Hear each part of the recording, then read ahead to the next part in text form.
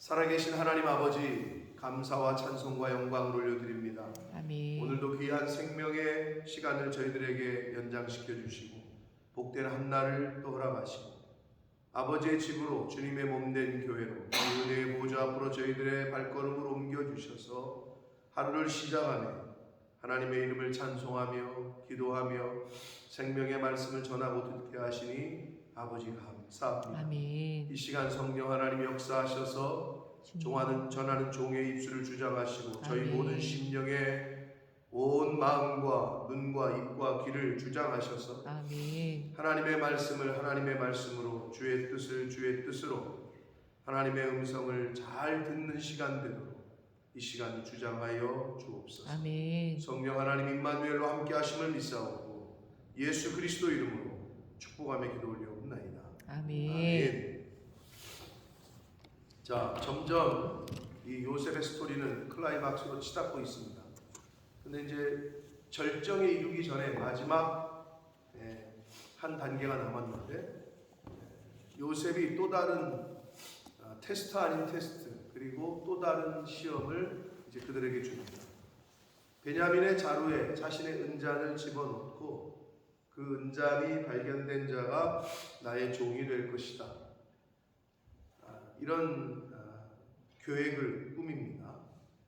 자, 그래서 그들이 양식을 사러 가지고 왔던 돈도 다시 다 그들의 각자의 자루에 다시 집어넣고 베냐민의 자루 속에는 이제 자신이 사용하는 은잔을 집어넣게 돼요. 그리고 청지기에게 말합니다. 따라가서 내가 이르는 대로 말하라. 자, 그랬더니 청지기가 그들에게 따라가서 그대로 말하니 라고 6절에 되어 있습니다. 자, 뭐 이 스토리는 성경을 읽으시고 또 교회를 다니시는 분 너무나 잘 아시는 말씀일 텐데, 자, 그래서 결국은 그 은잔이 베냐민의 자루에서 발견이 되고 다시 그들이 모두 요셉에게로 이끌려 옵니다. 그리고 나서 14절 이하에는 이제 유다가 다시 중재를 합니다. 아버지에게 약속한 것도 유다였고 이런 일이 벌어지니까 이제 그 16절 이하에 유다가 말하되 계속해서 유다가 언급을 해요. 이제 중재를 합니다. 그러면서 자기가 차라리 베냐민을 놔주고 자기가 잡혀 있겠다. 너의 종이 되겠다. 또는 우리 전체가 종이 되겠다. 그랬더니 요셉은 목적이 다른 데 있으니까 안 된다. 그 은잔이 발견된 자만 노예가 되고 너희들은 다 집으로 돌아가라. 자, 이게 오늘 이제 말씀의 스토리입니다. 자, 그래서 여기서 요셉이 그들을 테스트 아닌 테스트를 합니다. 그죠? 자, 그러자 형들은 이제는 하늘이 무너지는 듯한. 왜? 아버지는 베냐민 안 데리고 오면 자기가 죽는다고 했으니까 하늘이 무너지는 듯한 상황을 맞닥뜨린 거죠. 자, 오늘 본문 속에서 주시는 교훈들이 몇 가지가 있는데 첫째는 바로 이겁니다. 하나님이 우리를 시험하실 때가 있습니다. 하나님이 우리를 테스트하실 때가 있다. 그런데 그 테스트에 임하는 인간이 어떤 생각을 하냐면 나는 이제 죽는구나. 나는 이제 망하는구나. 라고 생각을 해요. 누구처럼? 형들처럼. 이젠 다 끝났구나. 이젠 다 죽는구나. 자, 그런데 보세요. 요셉의 테스트의 뜻은 어디 있어요? 결국은 그들에게 복을 주려고 하는 거고 결국은 그들에게 자기를 드러내려고 하고 나타내려고 하고 결국은 이제 다음 이제 45장으로 가면 그 유명한 자신의 정체를 밝히면서 뭐래요? 형들이 나를 이곳에 판 게 아니다. 그런 걸로 자책하지 말고 마음 쓰지 말아라. 하나님 아버지께서 나를 이곳에 먼저 형들보다 보냈다. 이게 이제 요셉의 믿음이고 신앙이거든요. 그렇기 때문에 감옥에 있으면서 그렇기 때문에 보디발 장군의 집에 끌려갈 때에도 그렇기 때문에 억울하게 감옥에 갇혔을 때에도 형들을 원망하거나 이 죽일 놈들하고 어금니를 깨물지 않았던 거예요. 아, 하나님이 나를 이곳으로 보내시는구나.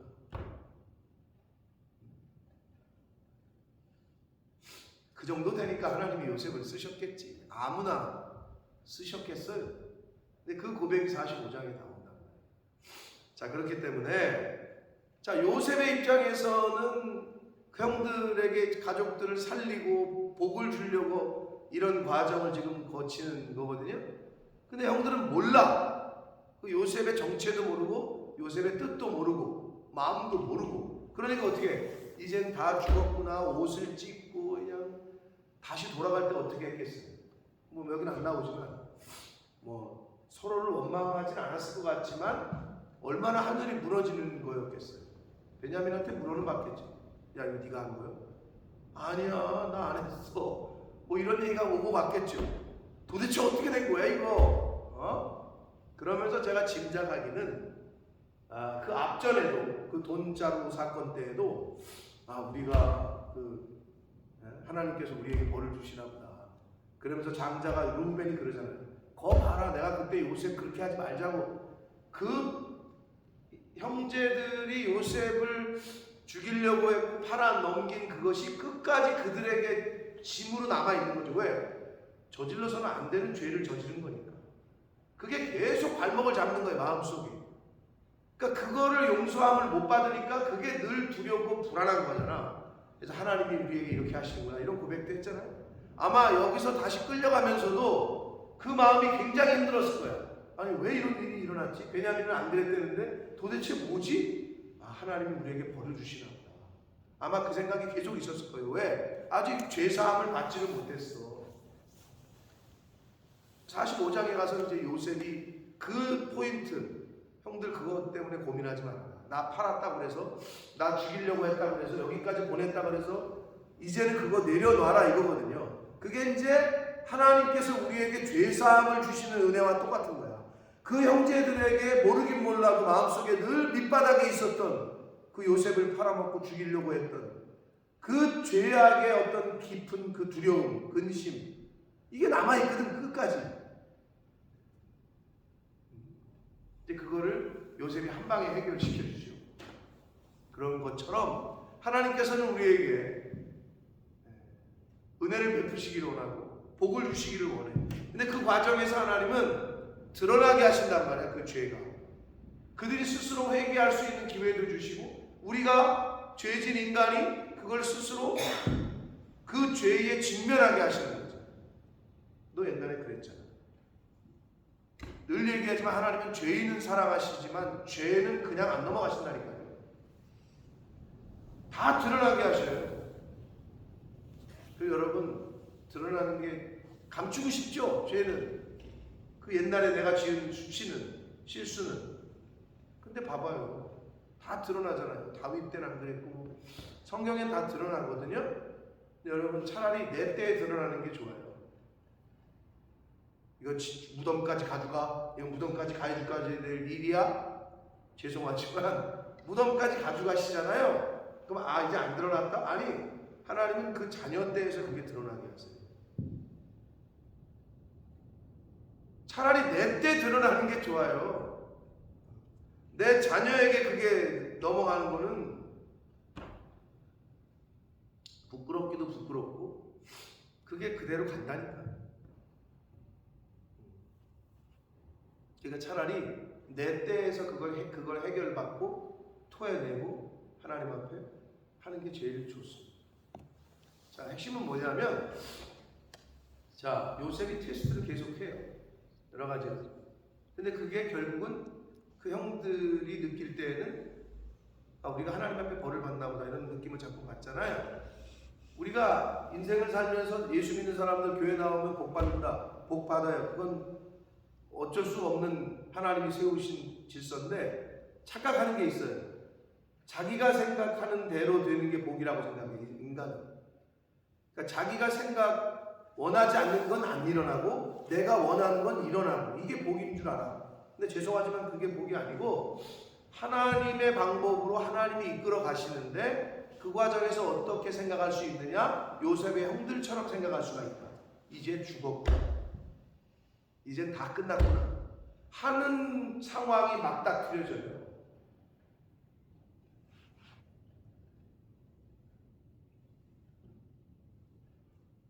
죄가 드러나면 이제 끝났구나. 감옥에 가잖아요. 이제 다 끝났구나. 미안하지만 거기가 끝이 아니라니까. 요셉이 감옥에 갔을 때 끝났어요? 끝나긴 못 끝나. 거기서부터 시작됐는데 하나님의 역사는. 우리가 그 생각을 버려야 되고, 믿음의 사람들은 그래서 아주 내가 생각할 때 세상 사람들이 볼 때 아주 워스한 아주 안 좋은 상황에 닥치잖아요. 그때가 기회예요. 그걸 늘 잊지 마시라. 결과론적인 얘기입니다만은 이지선 자매가 그런 불의의 사고를 안 당했으면 유아교육과 출신이거든요. 유아교육, 유치원 선생 했을까? 원장 정도 했을까? 근데 지금은 이대의 교수가 됐단 말이에요. 미국에서 박사학위를 하고. 하나님의 뜻은 어디 있는지 몰라요. 그런데 이거는 분명합니다. 하나님의 뜻은 하나님의 자녀들, 하나님의 백성들을 복 주시기를 원하셔요. 아멘. 하나님 아버지께서는 우리에게 복을 주시기를 원하셔요. 근데 복은 그냥 받지는 못해. 죄가 있는 사람은 그 죄의 문제가 해결돼야 돼. 그 과정을 보여주는 거예요. 요셉과 요셉의 형들의 문제 가운데에서. 요셉이 계속 테스트를 하잖아요. 네? 다 드러나게. 그들의 입으로 고백하잖아요. 야, 우리가 요셉한테 했던 그 못된 일 때문에 하나님 우리에게 벌 주나 보다. 계속 이거를 끌고 와요. 그 관계를. 그러다 45장에서 이제 반전시키는 거거든요. 그래서 형들 그것 때문에 이제는 그 죄 부담감 때문에 이제는 벗어나셔라. 형들 잘못이 아니다. 얼마나 멋진 클라이막스입니까? 하나님이 나를 이곳에 보낸 거지 형들이 나를 팔아먹은 게 아니니 이제 그 마음에서 놓여라. 이렇게 얘기를 해주는 거죠.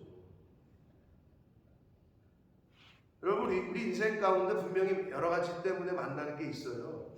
사건과 사고를 하나님이 경험하시게 하셔요. 그런데 우리의 죄를 다 아시거든요. 내 속을. 그래서 제가 제 경험을 말씀드렸잖아요. 나는 세상이 재밌었거든. 그래서 세상에 있고 싶었거든. 그래서 군대 가면 못 놀잖아.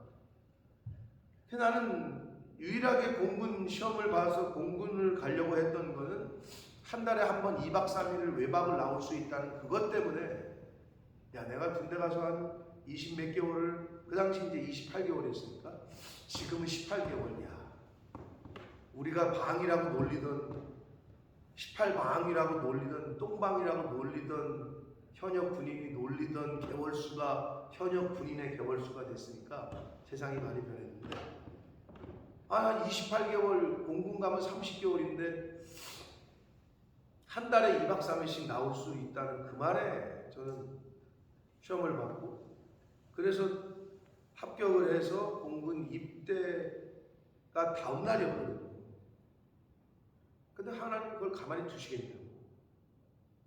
그러니까 그 과정에서 내가 교통사고가 나고 그 과정에서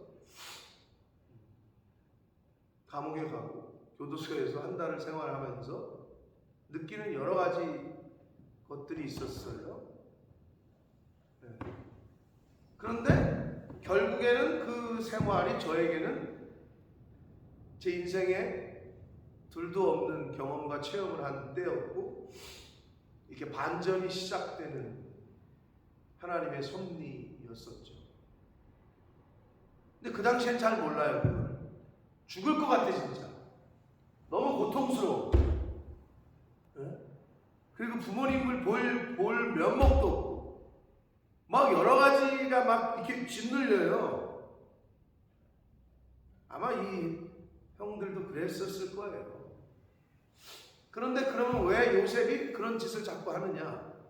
그리고 요셉이 왜 이런 일을 자꾸 하느냐?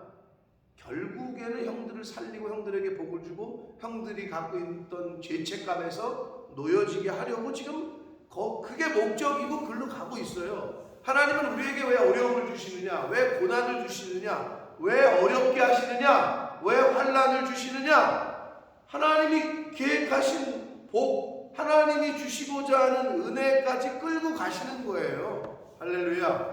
그러니 환난 당할 때 걱정할 필요 없고, 고난 당할 때 땅 치고 누구 원망하고 후회하고 그러지 마시라고. 아니 성경에 계속 얘기하잖아. 고난 당하는 것이 내게 유익이라. 환난은 인내는 연단은 소망을 이룬다. 계속 말씀하시는데 왜 환난 당할 때 자꾸 원망하고, 왜 환난 당할 때 나 이제 죽었네, 이제 죽겠네.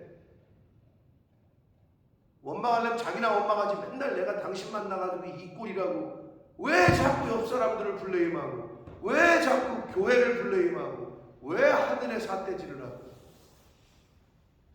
거기에선 이제 좀 벗어나야 된다. 누구는 새벽 성도쯤 되면 이 아침에 다른 사람 다 잠자는데 왜 나오셨어? 하나님과의 관계 가운데 하나님이 우선이고 특별한 관계에 있는 사람들이요, 이 새벽 성도는 죄송하지만 아무나 나오지는 못해. 누구나 올 수 있지만 누구나 못 온단 말이야. 이 자리에 하나님의 은혜를 입으신 분들입니다, 여러분은. 아멘. 아유, 내가 일어나서 내가 힘들게 나왔지 뭔 하나님. 아니라니까요. 하나님이 허락하시지 않으면 죄송하지만 침대에서 엉덩이도 못 띄어요. 그런 마음을 먹게 하시고, 그런 행동을 하게 하시고, 운전을 해서 이 교회로 향하게 하시고, 이게 은혜인 줄 믿습니다. 아멘. 자, 다시 말씀드려요. 요셉이 왜 이런 행동을 하느냐? 형들을 살리려고 하는 거예요.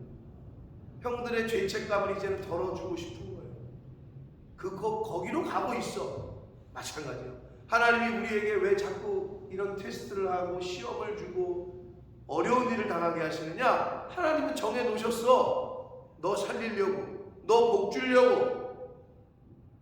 그러니 그 가운데에서 원망하거나 주변 이웃들을 자꾸 그냥 책임을 전가하거나. 자, 그게 요셉과 형들의 차이였잖아. 루벤은 당장 일 터지니까 니네들 내가 하지 말라 그랬지, 이렇게 드러났잖아. 그러니까 루벤이 장자지만 장자의 역할을 못하는 거예요. 그리고 나서 부각이 되는 건 계속 유다예요. 유다가 아버지 중재하죠. 다시 여기서도 나를 차라리 잡아라. 계속 중보자의 역할을 해. 그러니까 유다의 후손에서 메시아가 오시는 거예요. 이게 다른 거예요, 이게. 사랑하는 성도 여러분, 오늘 이 스토리의 이야기는 너무나도 잘 아시는 이야기고, 그 가운데 가장 핵심 메시지는 그거예요. 요셉이 왜 자꾸 이런 일을 벌이느냐? 형들을 살리려고, 가족을 살리려고. 하나님이 자꾸 우리에게 왜 그런 테스트 아닌 테스트를 주시느냐? 시험을 주시느냐?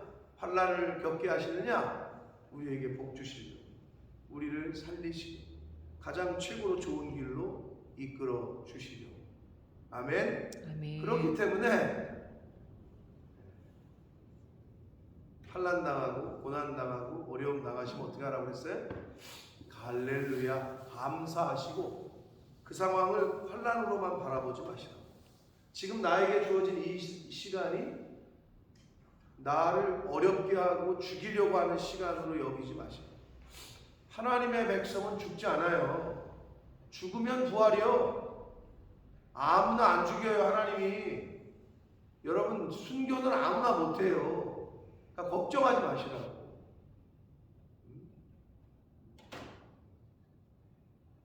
이것만 있으면, 그 믿음만 있으면 끝난 거예요.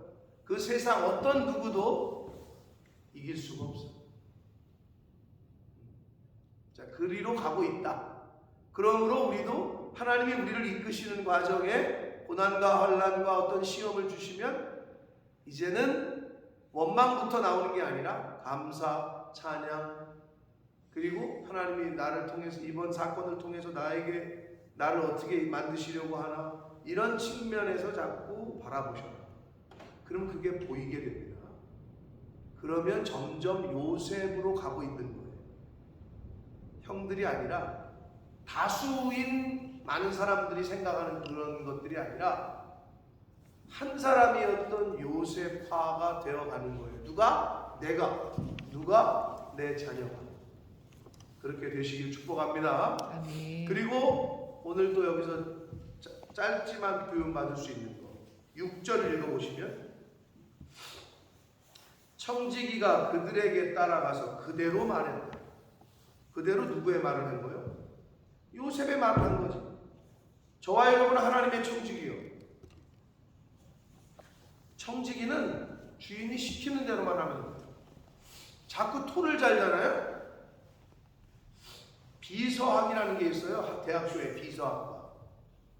비서는 회장님이, 사장님이 가장 편안하게 그리고 그 사장님이 시키는 대로 하면 돼요. 고문이 아니에요. 자꾸 옆에서 사장님이 이렇게 오도를 했는데 회장님 그거보다는 이게 낫겠는데 그거 그렇게 하시면 안 될 것 같은데 그건 비서가 아니야. 청지기가 아니야. 하라면 이해하고 그대로 전하는 게 청지기. 우리가 하나님의 일을 맡은 청지기다? 그러면 하나님께서 하라는 대로만 하시면 돼요. 그거를 잘 분별해서 오늘 하루 어떤 일을 만나시든지 어떤 일을 당하시든지 걱정하지 마시고 하나님은 이미 정해놓으셨어. 우리에게 복을 주시고 우리를 구원하시고 우리는 이미 이기는 싸움을 싸우고 있는 거야. 자꾸 사단은 거기에 의심하게 만들어. 의심하게 하고 하나님의 사랑을 의심하게 하고 사람들의 선의를 의심하게 만들고 마지막으로 여기서 그렇게 얘기하죠. 물론 꿈인 거지만 왜 너희는 선을 악으로 갚느냐 이 말 나오잖아요. 세상 사람들은 선을 악으로 갚아요. 그런 거를 갖다가 세상의 말로는 짐승만도 못하다. 은혜를 원수로 갚어? 그러서는 안 되잖아요. 하물며 하나님을 믿는 성도겠어요? 그거는 인간이 아닌 거죠. 말 그대로 그래서 세상 사람들도 짐승이라고 얘기하잖아요. 은혜를 베풀었는데 원수로 갚아. 선을 베풀었는데 악으로 갚네. 성도는 절대 그러시면 안 돼요. 근데 자꾸 잊어버려요. 자기가 도움을 받고 자기가 은혜 받은 걸 자꾸 잊어버려. 그래서 성경에서 뭐래요? 가장 많이 나오는 거 하나가 잊지 마라. 기억해라. 계속 얘기하는 거예요. 하나님이 내가 너희를 애굽에서 건져낸 신이다. 그걸 잊지 말고 네 자녀들에게 가르쳐주라. 내가 너희를 광야에서 먹이고 입혔다. 인도해낸 신이다. 이거 기억해라. 계속 말씀하시는데 자꾸 잊어버리네. 다 잊어버렸잖아. 세상 사람들이. 하나님이 천지를 만드시고 그런 과정에서 예수를 보내시고 죽이시고 세상 사람들은 다 몰라.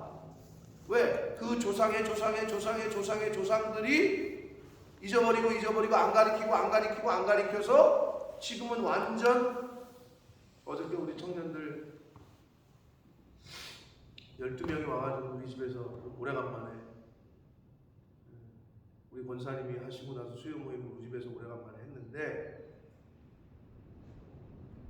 그 중에 한 새로운 애가 있었어요. 온 지 5일 됐대. 근데 이제 교회 나오는 애가 걔를 데리고 온 거지. 그랬더니 자기는 뭐 교회 다녀본 적이 없는 거지. 자기는 목사님인데 집에 온 것도 처음이고 목사랑 같이 밥을 먹는 것도 처음이잖아. 네. 근데 뭐랬는지 알아요? 그래 그러면 주일에도 와 교회에서 밥 줘. 그랬더니 주일이 뭐예요? 이렇게 말하는. 우리는 너무 당연한 건데 주일이라는 말 자체도 단어도 얘는 처음 들어보는 거야. 그래서 내가 웃으면서 일요일 그랬더니 네 이렇게 얘기해. 여러분 세상 사람들은 아무것도 몰라요. 복음에 대해서 전혀 듣지도 못했어요. 그런 애들을 모아놓고 거기다 대고 너 교회 올 땐 뭐 이러고 뭔 소리야 그거는. 어린아이라니까.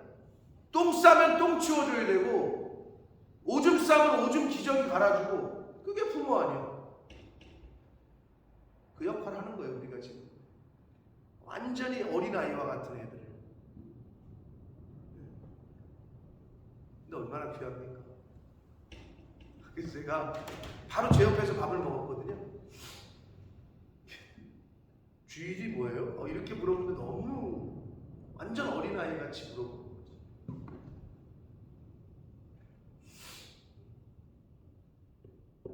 선을 악으로 갚아요 세상 사람들은.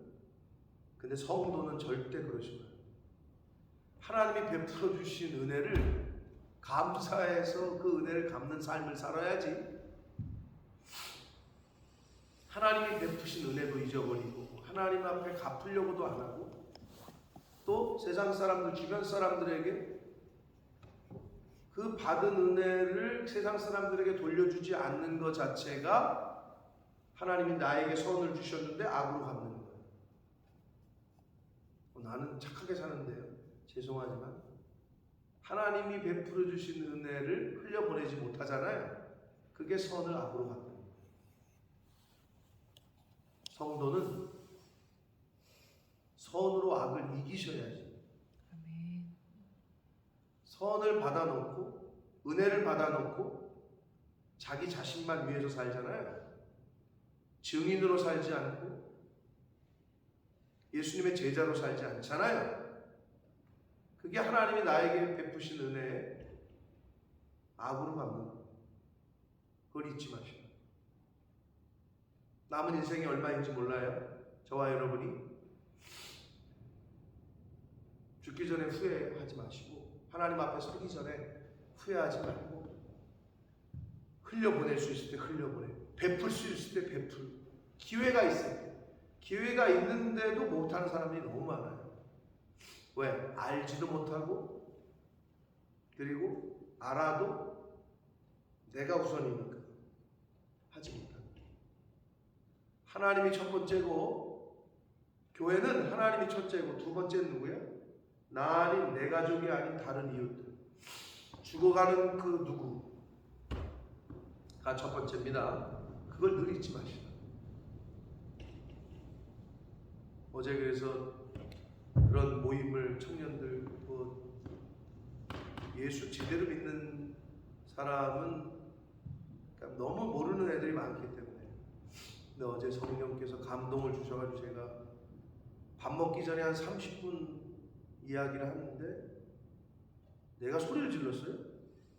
제 아내는 바깥에서 당신 왜 이렇게. 근데 약간 제가 어제 성령의 감동이 있어서 또 사순절이었고 종려주일 그 고난주간 얘기하면서 이제 말 그대로 다이렉트 복음을 전하는 거지. 근데 이제 어제 여러분 유키즈 온더블럭이라는 프로그램이 있거든요. 아세요? 몰라요? 아세요? 몰라요? 한국의 예능 프로그램 중에 유재석이가 하는 게 있어요. 유키즈 온더블럭이라고. 다른 거 드라마 같은 거 보지 말고 그런 걸 보세요. 거기에 최준이라는 사람이 나와요. 왜 시간이 길어지면 빨리 끝내. 이거 최준이라는 사람이 나왔거든요. 그분이 누구냐? 일제시대 때 조선의 3대 부자 중에 하나예요. 일본 놈들이 특별히 경주의 최준, 서울의 누구 해서 조선의 3대 부자를 특별 관리할 정도로 땅이 여의도만한 면적이 있었대요. 그 당시 우리나라에. 그렇게 부자였던 사람. 근데 그 부자가 당연히 예수는 몰랐겠지라는 생각이 드는데 저는. 근데 집에 가훈이 뭔 줄 알아요? 자기 집을 중심으로 백리, 사방 백리 이내에 밥 굶는 사람이 없게 하고 과객을 잘 대접하고 지나가는 과객을. 기록에 의하면 몇월 며칠 몇월 어느 날 무슨 요일 하루에 290 몇 명이 밥을 먹고 갔대요. 최준 씨 집에서. 그리고 잠도 재웠대요. 어마어마한 거죠. 근데 400년을 이어왔대요 그 집안. 부자가 3대가 안 간대는. 근데 중요한 건 뭐냐? 전 재산을 독립운동에 희사를 자손들에게 1원도 주질 않았대. 그 최준이라는 분의 12대 후손이 나와가지고 인터뷰를 하는 거야. 상해 임시정부의 전체 운영비의 60%가 최준 집에서 나왔대. 광복이 되고 김구 선생이 최준을 찾아가서 절을 했대. 감사하다, 고맙다. 그런데 어떻게? 우리는 그 사람들 이름도 모르잖아요. 그런 분들이 없었으면 우리는 우리 지금의 대한민국이 없는 거예요. 똑같다. 예수 그리스도가 없었으면 우리는 인간은 구원 못 받는 거예요. 근데 최준이라는 사람 너희들이 알지도 못하지 않냐? 이름도 몰랐지 않냐? 그러나 그들은 존재했고 그 기록이 남아있는 거예요. 똑같다. 이 성경의 기록은 전 세계가 검증한 거다. 이 기록에 나오는 예수가 인류의 구원자다. 최준 같은 분들이 없었으면 우리나라가 독립을 못했듯. 근데 너희들은 얼굴도 모르고 이름도 몰랐다 지금까지. 그렇게 얘기를 했더니 애들이 눈빛이 달라지더라고. 근데 맞거든요. 이걸 지네가 어떻게 검증을 할까? 최준 씨 집에서 나온 기록물들이 어마어마한 역사적인 자료예요. 그래서 제가 어떤 생각이 들었냐면, 당신은 못 봤지 뭐. 그걸 보면서 야, 우리나라 가면 경주 최준 시내 찾아가서 내가 절이라도 하고 싶다. 우리 애들 데리고 가서. 고맙다. 그래서 그 후손이 나왔는데 유재 조세호가 뭐랬냐면, 조금 아깝지 않아요? 그 유산 발려가지고 편하게 살았을 텐데. 뭐 조금 그런 생각은 든다고. 자손들에게 1원도 남기질 않아요. 성도는 하나님의 사람들은 그렇게 살다가 가야 될 줄 믿습니다. 아멘. 그럼 자녀들 어떻게 하냐고? 하나님이 책임지십니다. 아멘. 하나님이 책임져 주는 게 제일 복이요. 여러분이 뭘 어떻게 집 사주고 뭘 사주고 그런 생각 하지 말라니까. 안 사줘도 돼. 안 남겨줘도 돼. 물론 남겨줄 것도 없지만 하나님이 책임지십니다. 아멘. 그 믿음으로 생명 있는 동안에 성도로서의 하나님 기뻐하시는 일에 자꾸 동참하시고 천국을 침노하시고 그렇게 사셔서 하나님이 주시는 복을 받으시고 하나님이 우리 자녀손들에게 주시는 은혜를 받으시고 그러한 복된 인생과 여러분의 가문이 되길 예수 그리스도 이름으로 축복합니다. 아멘. 살아계신 하나님 아버지 감사와 찬송과 영광을 올려드립니다. 아멘. 아버지 하나님 오늘도 생명 주시고 새날 주시고 하루를 더 살게 하시고 하루를 더 봉사하고 하루를 더 대접하고 하루를 더 하나님이 맡기신 주의 자녀들을 섬길 수 있는 시간을 주시니 감사합니다. 아멘. 아버지 하나님 하나님이 주신 기업인 나에게 잠시 맡으라고 주신 자녀들 하나님의 사람으로 잘 양육하게 해주시고 아버지 남편과 아내 가족들 하나님 사람의 원수가 가족이라고 했는데 집안 식구라고 했는데 아버지 성도의 가족은 원수가 아니라 천사요 축복의 사람이요 나에게 복을 주는 하나님의 축복의 통로인 줄 믿사오니 그런 관계가 되는 가족들 성도의 집안 될 수 있도록 주님 은혜 내려 주옵소서. 아멘. 아버지 오늘 하루 주신 말씀에 따라 그렇게 환난과 어려움을 꼭 당하더라도 감사와 기쁨과 하나님을 찬양하며 그렇게 사는 한 날이 되게 해 주시고 남은 인생이 되게 해 주옵소서. 아멘. 예수 그리스도 이름으로 축복하며 기도 올리옵나이다. 아멘.